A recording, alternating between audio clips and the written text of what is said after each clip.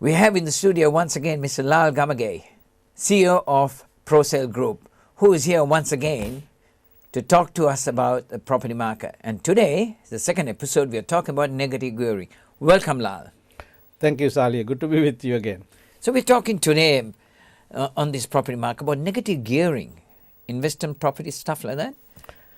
Yes, look, I would like to again start by saying this is general advice only. If you need a specific financial advice, please go and talk to your tax accountant or the financial advisor.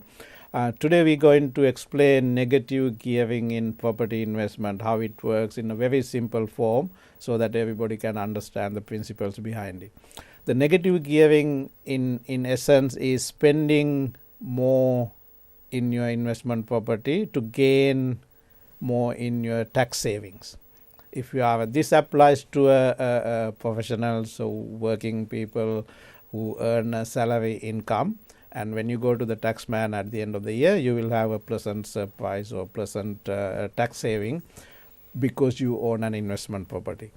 Now we look at some numbers. I'm looking at this slide 1 on the screen. If you can see some numbers, we're basing this as a basic $600,000 worth of house. You borrowing 80% of the value, and we base these numbers based on a property like that.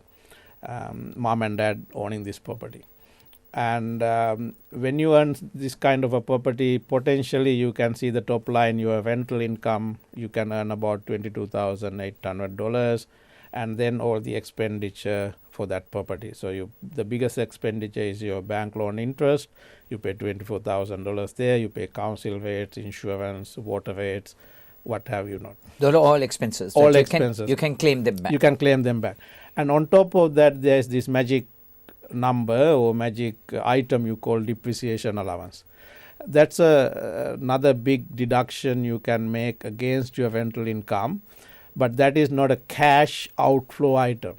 It is just a paper number, if you call it. It's a depreciation. It's part of your house construction cost, if you put it another way.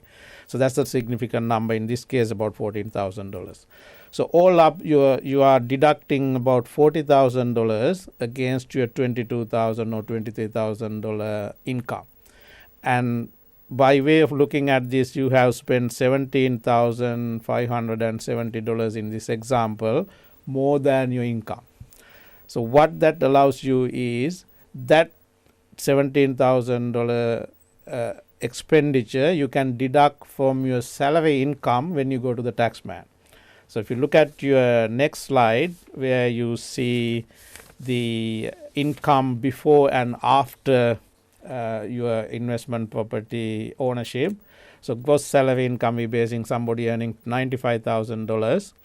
And then you have your standard usual deduction if you are a nurse or if you are a person who travel from one place to another for your work. You can deduct your work related car expenses, work related education expenses. And if you look at the before column, you don't have an investment property loss to deduct, and your taxable income still land at about $91,000. But if you own an investment property and you have that $17,000 deduction, your taxable income comes down to about $73,000. And tax on that, you can see the comparison between $21,000 versus $14,000. So you save about $6,500 in tax. So that's what we call the tax benefit of a negatively geared property ownership. And that's not the most interesting part. If you look at this third slide at the bottom, you see the net benefit of owning an investment property of that kind is about almost $45,000 net addition to your wealth at the end of the year.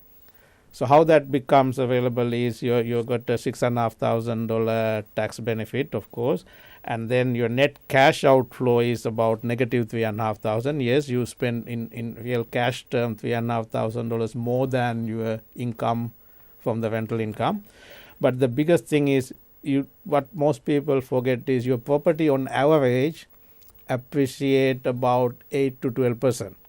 Even if you take it at a 7% bare minimum appreciation, your $600,000 property is gone up by $42,000 at the end of the year. So all up, you gain about $44,000 net value increase. It's your net worth in effect in that $600,000 property. So imagine you holding this for 3, 4, 5, 6 years like we discussed in our previous episodes. Ideally, after 5, 6 years, you have built a decent equity, decent wealth by owning one single investment property about $600,000-$700,000. So this is what we call the benefit of negative gearing. And does it create equity on your property as well? Yes. Yes, of course, that equity, if you don't, of course, go and borrow more and more every year, which tend to happen in many cases where I have seen examples, people go back to the bank every year and they top up their loan, buy a fancy car or a boat to go for a holiday. Not a good idea. So with that equity, you can do another investment property. Correct. That is certainly help you borrow more money for next property, but unfortunately in recent times all the Australian banks don't really consider how much equity you have in your bank, but they need to see your serviceability. They need to see the income you're generating from your salaries, your rental, your other income, whether that is sufficient to pay your mortgage. Not so much. Could that be another episode? Yes, we will discuss about how banks look at you as assess your repayment capabilities and your experience in investment properties. That's another question people ask more often. I'm going to do this 3-unit subdivision, this development project. Can I borrow money from the bank? So then bank, of course, look at your experience, your expertise, and how long you have been in the game. And that also become a factor in addition to your serviceability. So that's all about negative gearing. Yes, today we discussed very simple forms, negative gearing and how it works and how can work for your tax advantage. Everybody, I'm sure nobody likes to pay tax, but unfortunately in this country you got to pay tax. Look, in my view is you pay more tax, you earn more. You have to pay tax because you earn more, which is not a bad thing. Yes. And if you try to pay bare minimum, don't be in this game. This game is about earning and paying your fair share of tax and also increase your net wealth. That's Lal Gamageve from ProSale Property. Give you the advice about negative gearing. So going forward in the next episode, we'll be touching more on the intricacies of property investment. Thank you, Lal. Thank you, Sally.